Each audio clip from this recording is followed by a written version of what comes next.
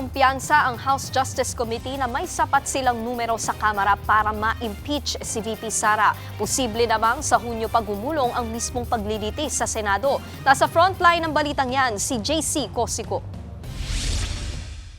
Hindi bababa sa 106 na boto o 1/3 ng Kamara. Yan ang kailangan para ma-impeach si Vice President Sara Duterte. Kapag ma-impeach ang bise, iaakyat ng Articles of Impeachment sa Senado na siyang tatayong impeachment court. Ang House Justice Committee, kumpiyansa na maaabot ang numerong yan. Very high confidence it will go to the Senate for trial. Yung source of confidence natin would be the evidence presented during the proceedings itself. Sa totoo lang, hindi lang ho pating yung nakita ho doon sa pagdinig.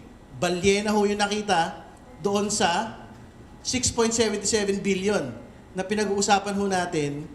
Sa naunang reklamong impeachment sa bise, 7 articles ang ipinadala sa Senado. Nakalaon na idineklarang unconstitutional ng Korte Suprema. Pero sa pagkakataon daw na ito, posible magiging 4 na lang yan. Yung main naman po ay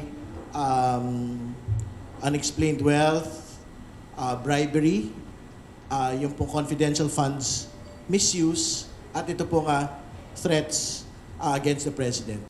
Sa ngayon, binabalangkas na ang Articles of Impeachment laban kay VP Sara. Sa Lunes, May 4, inaasama maaaprobahan yan sa komite bago itransmit sa plenaryo. Dito pagdedebatehan at pagbobotohan kung i-impeach ng Kamara ang bise.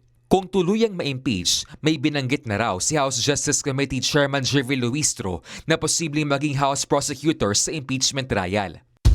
Isa na raw dyan si Ridon, kasama Senator Representatives Isabel Zamora, Leila de Lima, Jonathan Keith Flores, Joel Chua, Chel Diokno at Lordan Suwan. Maliban sa kanila, inaasahang magkakaroon din ng private prosecutors para sa paglilitis sa bise. Samantala, ayon kay Senate President Pro Tempore Ping Lacson, maaaring mag-convene agad ang Senado bilang impeachment court oras na matanggap ang Articles of Impeachment. Pero baka sa Hunyo pa raw masimula ng mismong paglilitis. Maaaring kailanganin pa raw kasi ng di bababa ng 3 linggong paghahanda para sa mga proseso, tulad ng pagpapadala ng summons o pagpapatawag sa mga kailangang ipatawag sa paglilitis at pagmamarka ng mga ebidensya. Ang tanong, sisipot kaya ang bise sa mismong trial? Ang sabi ng abogado ni VP Sara, handang humarap sa impeachment trial si VP Sara. Pero hindi raw sa lahat ng araw ng paglilitis. Pero duda dyan ng isang human rights lawyer. Ang fearless forecast ko, hindi siya attend.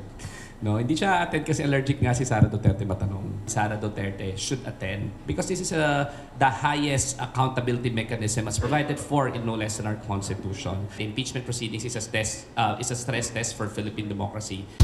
Nagbabalita mula sa Frontline, JC Cosico, News 5. Mga kapatid, Nikki de Guzman po.